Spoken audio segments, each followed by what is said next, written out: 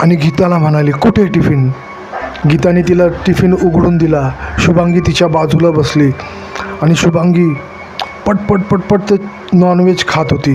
गीता तिला म्हणाली, अगं असं काय खाते, जरा धीराने खा, मी पण जेवणार आहे तुझ्याबरोबर. शुभांगीने जी खाली मान घातली होती ती तिने वरच केली नाही. शुभांगी असं जेवत होती की जसं काय तिला कधीच चिकन मटण खायला नाही भेटलं. ते बघून गीता मनातून विचार करू लागली.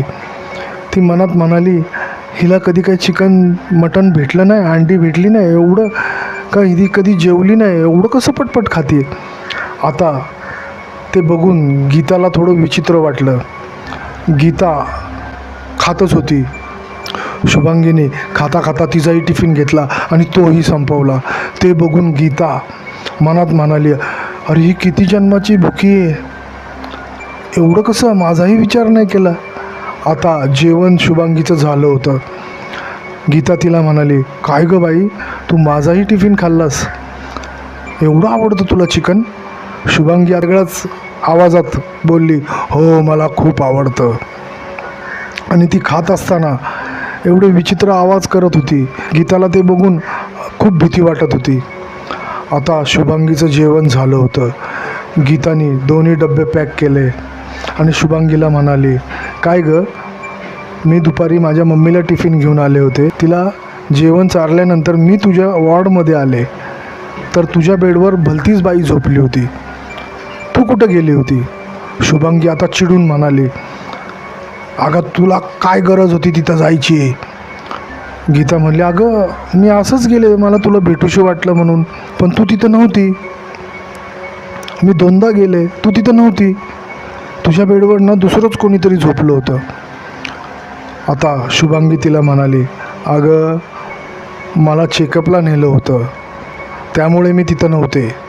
आणि आहे ना, तू त्या दुपारच्या वेळी आहे ना माझ्या इथं माझ्या बेडवर येत नको जाऊ, कारण की कधी कधी काय होतं, माझे मम्मी पप्पा पण असतात, मग ते मला विचारतील ही कोण आहे, मग मी सांगू का माझी मैत्रीण झाली आहे, आणि त्यांना वेगळंच वाटलं तर? आता गीता म्हणाली, हो का, बरं बरं ठीक आहे.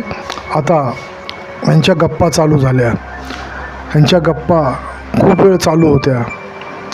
आता रात्रीची 3:15ची वेळ झाली असेल. ह्या दोघी गप्पा मारत होत्या तर अचानक तिथे एक नर्स आली आणि ती नर्स तीच होती जी कालही आली होती. ती गीताकडं आजही असं विचित्र नजरेने बघत होती. गीताला वाटलं की आपण बाकीच्यांना डिस्टर्ब करतोय म्हणून आपल्याकडे अशी बघतीये, आम्ही दोघीजण एवढ्या रात्री गप्पा मारतोय म्हणून अशी आपल्याकडे बघतीये, म्हणून गीताने आजही तिच्याकडे दुर्लक्ष केलं. आता ती नर्स पुन्हा दुसऱ्या वॉर्डमध्ये गेली. आता रात्रीचे 3-3:30चा टाईम झाला होता.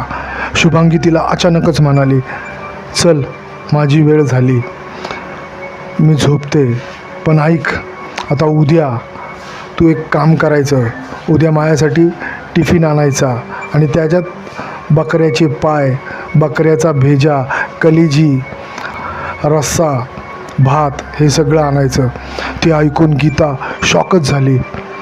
गीताने मनात विचार केला, ही तर रोजच मागायला लागली आहे, आपल्याला कसं परवडणार, आपली परिस्थिती अशी. गीता तिला म्हणाली, ऐक ना, मी थोडं एक बोलू का तुला? शुभांगी म्हणाली, मला काही ऐकायचं नाही, तू उद्या जर टिफिन नाही आणला तर बघ आपली दोस्ती संपली. आता गीताला प्रश्नच पडला. गीता तिला बोलली, अगं ऐक ना, माझी परिस्थिती एवढी चांगली नाही गं, मी तुला रोज रोज टिफिन आणेल, तू समजून का नाही घेत? शुभांगी आता हळूहळू तिच्या वॉर्डच्या दिशेला चालली होती आणि ती गीताकडे बघत बघत होती. गीताला म्हणाली, मला बाकीचं काय माहीत नाही, तू उद्या मी सांगितलं जे आणलं नाही तर बघ लक्षात ठेवशील तू. शुभांगी आता तिच्या वॉर्डमध्ये गेली.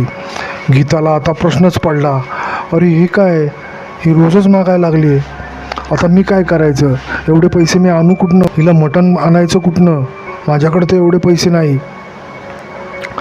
आता गीता त्याच विचारात झोपून गेली. आता सकाळ झाली. गीता आपल्या आईकडे गेली पण तिचा चेहरा एकदम उदास होता. तिला सगळं रात्रीचं डोक्यात चाललं होतं. तिच्या आईने तिला विचारलं, काय गं, काय झालं, तुझा चेहरा काय एवढा पडला आहे? तिने तिच्या आईला काहीच नाही सांगितलं. फक्त तिच्या आईला बोलली, आई मी जाते, घरी जाऊन पटकन फ्रेश होते आणि आपल्याला टिफिन घेऊन येते. गीताच्या डोक्यामध्ये सतत तेच चाललं होतं की ही मला असं का करते आणि ती एवढं का विचित्र वागते माझ्या संगती. 1 दिवसाच्या 2 दिवसाच्या ओळखीमध्ये ही काय काय मागायला लागली. गीता त्याच टेन्शनमध्ये हॉस्पिटलच्या खाली आली. तेवढ्यात ज्या नर्सने तिला 2 दिवस गप्पा मारताना पाहिलं होतं तिने गीताला बोलवून घेतलं. गीता तिच्यापाशी गेली. ती नर्स म्हणाली, काय गं, मला एक सांग, तू रात्री कोणासंगती गप्पा मारत असते? गीता म्हणाली, अहो ती नाही का 2 नंबर वॉर्डमधली, तिच्याबरोबर. नर्स जरा विचारात पडली. 2 नंबर वॉर्डमध्ये? कोण आहे 2 नंबर वॉर्डमध्ये? गीता म्हणाली, अहो ती नाही का मुलगी, तिचं वय 25-26 असेल, शुभांगी नाव आहे तिचं. शुभांगी नाव ऐकताच त्या नर्सच्या चेहऱ्याचा रंगच बदलला. ती गीताकडं नुसतं स्तब्ध होऊन बघत बसली. गीता म्हणाली, काय झालं, तुम्ही असं का बघताय? त्या नर्सनी आजूबाजूला पाहिले आणि तिला म्हणाली, तू कुणाचं नाव घेतलं? गीता म्हणली, शुभांगी. नर्स म्हणाली, ती कोणत्या वॉर्डमध्ये? गीता म्हणाली, 2 नंबर वॉर्डमध्ये, 5 नंबर कॉटवर. आता ती नर्स पूर्णपणे घाबरली होती. नर्सने गीताला एवढं विचारलं, ती तुझ्याशी बोलती? गीता म्हणाली, हो, आम्ही 2 दिवस झालं रोज गप्पा मारतोय. काल तर मी तिच्यासाठी टिफिन पण घेऊन आले, ती माझ्यासमोरच जेवली. ते ऐकून ती नर्स एकदम घाबरली आणि गीताला म्हणाली, खरं बोलतीस तू?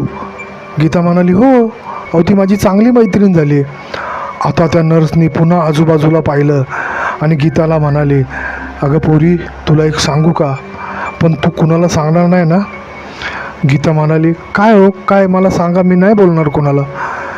बघ बाई, तू जो कोणाला बोलशील तर माझी नोकरी जाईल, त्यामुळे मी तुला आत्ताच सांगते, जे मी सांगेल ते तुझ्यापुरतंच राहू, बाकी हॉस्पिटलमध्ये कुणाला सांगू नको, नाही तर माझी नोकरी जाईल.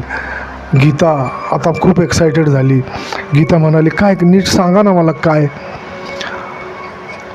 ती नर्सने गीताला सांगितलं, तू ज्या शुभांगीचं नाव सांगतेस ना, ती शुभांगी आजपासून 10 वर्षापूर्वी ह्याच हॉस्पिटलमध्ये मेली होती आणि तू जे बेड सांगते, जो वॉर्ड सांगते, त्याच वॉर्डमध्ये होती.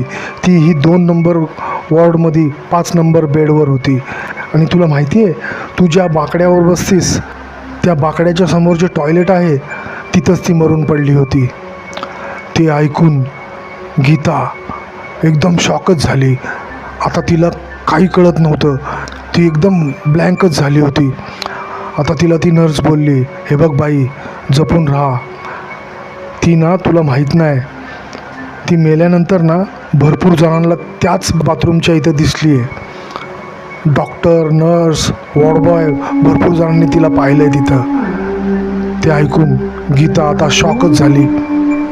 आता गीताला काय करावं तेच कळत नव्हतं. तिला असं वाटत होतं की तिच्या आईला पटकन ह्या हॉस्पिटलमधनं दुसऱ्या हॉस्पिटलमध्ये शिफ्ट करावं, पण तसं होऊ शकत नव्हतं. आता गीताला काही सुधरत नव्हतं, काय करावं. ती त्या नर्सला म्हणाली, प्लीज, मला खूप भीती वाटते, माझ्या आईला दुसरीकडे शिफ्ट करा ना. तर ती नर्स म्हणाली, मी ते नाही करू शकत बाई, पण मी एवढं करू शकते, मोठ्या डॉक्टरांना सांगून ना तुला तुझ्या आईच्या इथं झोपायला मी परमिशन घेऊन देऊ शकते. बघ, तू त्या वॉर्डमधनं बाहेर नको निघू, तिथंच जेवत जा, तिथंच झोपत जा, बाहेर निघू नको. आता गीता खूप घाबरली होती. ती आता हॉस्पिटलमधनं पटकन निघाली आणि घरी आली आणि कसं बसं जेवण बनवलं आणि कपडे घेऊन ती हॉस्पिटलला निघाली. आता तिच्या मनामध्ये भरपूर भीती होती. तिला हॉस्पिटलमध्ये जायची इच्छा पण नव्हती होत, एवढी घाबरली होती. ती कशीबशी हिंमत बांधून हॉस्पिटलमध्ये गेली. आपल्या आईच्या वॉर्डमध्ये जाऊन बघते तर काय, तिच्या आईपाशी तिचा मामा आणि तिची मामी बसले होते. ते बघून गीताच्या खूप जीवात जीव आला. गीताने आईपाशी गेली, आईचा टिफिन ठेवला आणि मामा मामींना विचारलं, मामा मामी कधी आला तुम्ही? तिचा मामा म्हणाला, आम्ही थोड्या वेळापूर्वीच आलो. अगं मला 1 दिवसाचीच रजा मिळाली, त्यामुळं मी आजच जाणार आहे, भेटायला आलो होतो. गीताने तिच्या मामाला बाहेर बोलवण्यासाठी एक खोटं नाटक केलं, कारण तिच्या आईला भीती वाटेल म्हणून तिने एक खोटं नाटक केलं.